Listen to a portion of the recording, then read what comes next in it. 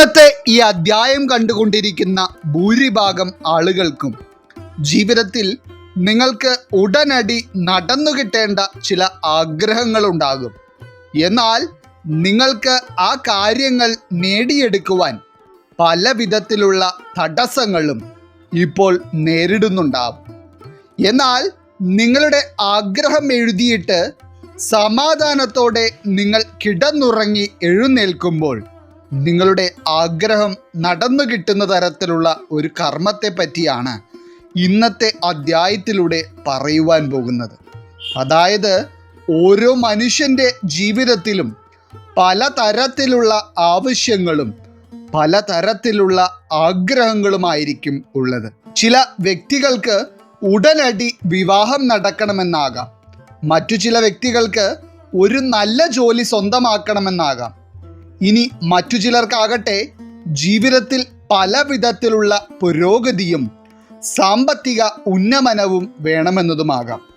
എന്നാൽ ആഗ്രഹിച്ച കാര്യങ്ങളൊന്നും കൃത്യസമയത്ത് നടക്കാത്തതുകൊണ്ട് നിങ്ങളുടെ ജീവിതം ഇനി എന്താകുമെന്ന് പോലും അറിയാത്ത അവസ്ഥയിലൂടെ ആയിരിക്കും പലരും ഇപ്പോൾ കടന്നു പോകുന്നത്.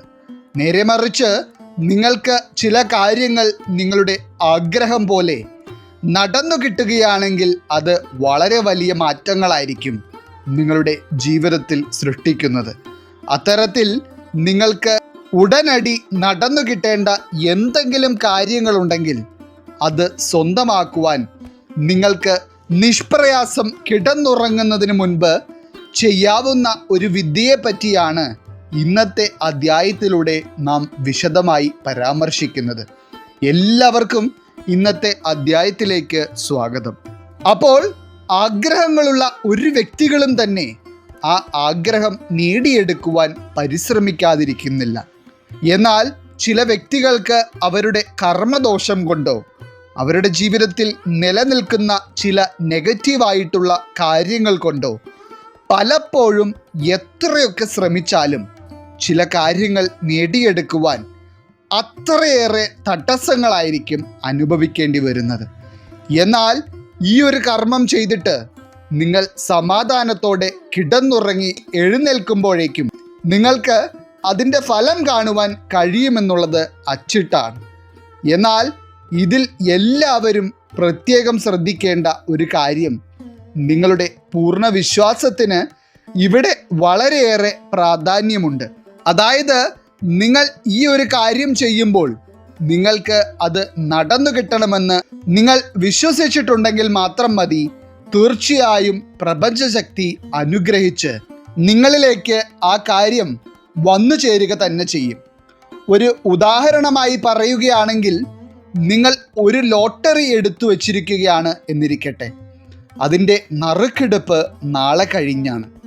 അങ്ങനെയാണെങ്കിൽ നിങ്ങൾ ഇന്ന് കിടന്നുറങ്ങുന്നതിന് മുൻപ് ഈ കർമ്മം ചെയ്തിട്ടുണ്ടെങ്കിൽ നിങ്ങൾക്ക് അതിൽ നിന്ന് ഒരു മികച്ച ഫലം ഉറപ്പായിരിക്കും.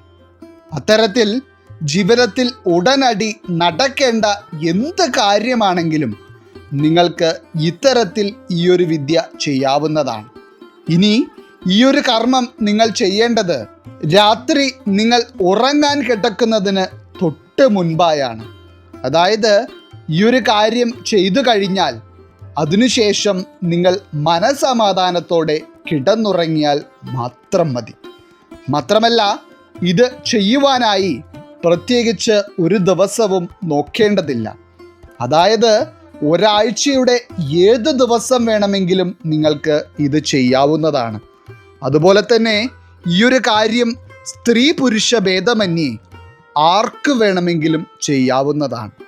സ്ത്രീക്ക് വേണമെങ്കിലും പുരുഷന് വേണമെങ്കിലും ചെയ്യാവുന്നത് പോലെ തന്നെ നിങ്ങൾ ഹിന്ദുവായിരുന്നാലും മുസൽമാനായിരുന്നാലും ക്രിസ്ത്യാനി ആയിരുന്നാലും നിങ്ങൾക്ക് ഇത് ചെയ്താൽ ഫലം ലഭിക്കുമെന്നുള്ളത് അച്ചിട്ടാണ്. ഇനി നിങ്ങൾക്ക് ഈ ഒരു കാര്യം ചെയ്യുവാൻ ആകെ ആവശ്യമായുള്ളത് ഒരു പേന മാത്രമാണ്. കാരണം ഇതിൽ നിങ്ങൾ നിങ്ങളുടെ കൈയുടെ ഒരു ഭാഗത്ത് നിങ്ങളുടെ ആഗ്രഹം എഴുതിയിട്ട് ഉറങ്ങുക എന്നുള്ളതാണ് ചുരുക്കി പറഞ്ഞാൽ ചെയ്യുവാൻ പോകുന്നത്. എന്നാൽ ഇതിന് അതിൻ്റേതായ രീതികളുണ്ടെന്ന് മാത്രം. അപ്പോൾ ഈയൊരു കാര്യം ചെയ്യുവാൻ നിങ്ങൾ എടുക്കേണ്ട പേനയുടെ മഷി പച്ചയോ ചുവപ്പോ അതുമല്ലെങ്കിൽ നീലയോ ആകുന്നതാണ് ഏറ്റവും ഉത്തമം. ഇതിൽ പച്ചയും ചുവപ്പും ഇല്ല എന്നുണ്ടെങ്കിൽ മാത്രം നീല ഉപയോഗിച്ചാൽ മതി.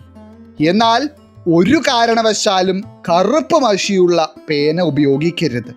കാരണം കറുപ്പ് മഷിയുള്ള പേന ഉപയോഗിച്ചാൽ ഒരുപക്ഷെ വിപരീത ഫലമോ അതല്ല എന്നുണ്ടെങ്കിൽ ഫലമൊന്നും തന്നെ ലഭിക്കാത്ത അവസ്ഥയായിരിക്കും ഉണ്ടാവുക. ഇനി നിങ്ങൾ ചെയ്യേണ്ട കാര്യങ്ങളെപ്പറ്റി പറയാം. അതായത് നിങ്ങൾ വീട്ടിലെ എല്ലാ പണിയും കഴിഞ്ഞ് കിടക്കാൻ പോകുന്നതിന് തൊട്ട് മുൻപായി 2 കൈകളും വൃത്തിയായി കഴുകിയിട്ട് നിങ്ങൾ കിടക്കുവാൻ പോകുന്ന കട്ടിലിൽ വന്നിരിക്കുക. കൈകൾ കഴുകുന്ന കാര്യം മറക്കരുത്. കാരണം നിങ്ങളുടെ കരതലങ്ങളിൽ മഹാലക്ഷ്മി വസിക്കുന്നുണ്ട്. ഇനി വൃത്തിയായി കൈ കഴുകി വന്നിരുന്നതിന് ശേഷം നിങ്ങൾ ചെയ്യേണ്ടത് നിങ്ങളുടെ ഇഷ്ടദേവതയെ അല്ല എന്നുണ്ടെങ്കിൽ ഇഷ്ടദേവനെ മനസ്സിൽ ധ്യാനിച്ചുകൊണ്ട് നിങ്ങൾ മനസ്സിൽ കാണുന്ന ആഗ്രഹം പൂർണ്ണമായി ചിന്തിച്ച് പ്രാർത്ഥിക്കുക എന്നതാണ്. നിങ്ങൾ ഏതു മതത്തിൽ വിശ്വസിക്കുന്ന വ്യക്തിയാണെങ്കിലും നിങ്ങളുടെ ഇഷ്ടദേവതയെ മനസ്സിൽ ധ്യാനിക്കുക. ഇങ്ങനെ നിങ്ങൾ ആഗ്രഹം മനസ്സിൽ ചിന്തിച്ചുകൊണ്ട് പ്രാർത്ഥിക്കുന്ന സമയത്ത് ഒരിറ്റ് സംശയം പോലും നിങ്ങളിൽ പാടില്ല. അതായത് ഉൾമനസ്സുകൊണ്ട് ഇതൊക്കെ നടക്കുമോ എന്ന് ചിന്തിച്ച് ഈ ഒരു കർമ്മം ചെയ്യുന്നവർക്ക് അതിൻ്റേതായ ഒരു ഫലവും കാണുവാൻ കഴിയുകയില്ല. എന്നാൽ പൂർണ്ണ വിശ്വാസത്തോടെ ചെയ്തിട്ടുണ്ടെങ്കിൽ നിങ്ങൾക്ക് ഫലം ലഭിക്കുമെന്നുള്ളത് ഉറപ്പാണ്. ഇനി നിങ്ങൾ പ്രാർത്ഥിച്ചതിന് ശേഷം നിങ്ങളുടെ 2 കൈകളും കൂട്ടി ഉരസുക. അതായത് വല്ലാതെ തണുക്കുന്ന സമയത്ത് കൈകൾ തമ്മിൽ കൂട്ടിത്തിരുമ്മി ചൂട് പിടിപ്പിക്കുന്നത് പോലെ തിരുമി കൈ ചൂടാക്കിയതിനു ശേഷം ആ 2 കൈകളും നിങ്ങളുടെ മുഖത്തേക്ക് അമർത്തുക. ഇത് നിങ്ങളുടെ മനസ്സിന് കൂടുതൽ പോസിറ്റീവ് ഊർജം ലഭിക്കുവാനായി ചെയ്യുന്ന ഒരു കാര്യമാണ്. ഇത്രയും ചെയ്തതിന് ശേഷമാണ് നിങ്ങൾ നിങ്ങളുടെ ആഗ്രഹം കയ്യിൽ എഴുതേണ്ടത്. ആഗ്രഹം എഴുതുമ്പോൾ വളരെ ചുരുക്കി എഴുതിയാൽ മതിയാകും. അതായത് നിങ്ങൾക്ക് പണമാണ് വേണ്ടതെങ്കിൽ ഇത്ര പണം വേണമെന്ന് ചുരുക്കി എഴുതുക. ഇനി അതല്ല വിവാഹം നടക്കണം എന്നാണെങ്കിൽ വിവാഹം നടക്കണം എന്ന് എഴുതുക. അങ്ങനെ നിങ്ങളുടെ ആവശ്യം എന്താണെങ്കിലും വളരെ ചുരുക്കി എഴുതുവാൻ പ്രത്യേകം ശ്രദ്ധിക്കുക. ഇനി ഇത് എഴുതേണ്ട കൃത്യമായ ഭാഗം എന്ന് പറയുന്നത് ചൂണ്ടുവിരൽ തുടങ്ങുന്ന കൈവെള്ളയുടെ ഭാഗം മുതൽ മോതിരവിരലിൻ്റെ താഴെയുള്ള കൈവെള്ളയുടെ ഭാഗം വരെയാണ്. അതായത് ഇത് വിരലിലല്ല എഴുതേണ്ടത്, കൈവെള്ളയുടെ ഭാഗത്ത് തന്നെയാണ്. കൂടുതൽ മനസ്സിലാക്കുവാനായി ഈ ചിത്രത്തിൽ കൊടുത്തിരിക്കുന്നത് ശ്രദ്ധിച്ചാൽ മതിയാകും. ഇത്തരത്തിൽ നിങ്ങൾ കൈവെള്ളയിൽ നിങ്ങളുടെ ആഗ്രഹം വളരെ ചുരുക്കി എഴുതിയതിനു ശേഷം ആ ആഗ്രഹം നിങ്ങൾ നേടിയെടുത്തു കഴിഞ്ഞാൽ നിങ്ങൾക്ക് എത്രയധികം സന്തോഷമുണ്ടാകുമോ ആ സന്തോഷത്തെ നിങ്ങളുടെ മനസ്സിലേക്ക് കൊണ്ടുവരിക. കുറച്ചുകൂടി വ്യക്തമായി പറഞ്ഞാൽ നിങ്ങളുടെ ആ ഒരു ആഗ്രഹം സാധിച്ചു കിട്ടിക്കഴിയുമ്പോൾ നിങ്ങൾ എത്രയധികമാണോ സന്തോഷിക്കുന്നത് അതേ സന്തോഷമായിരിക്കണം അപ്പോൾ നിങ്ങളുടെ മനസ്സിൽ ഉണ്ടായിരിക്കേണ്ടത്. ഇത്രയും ചെയ്തതിന് ശേഷം നിങ്ങൾക്ക് അതേ സന്തോഷത്തോടെയും ഏകാഗ്രതയോടെയും സമാധാനമായി കിടന്നുറങ്ങാവുന്നതാണ്.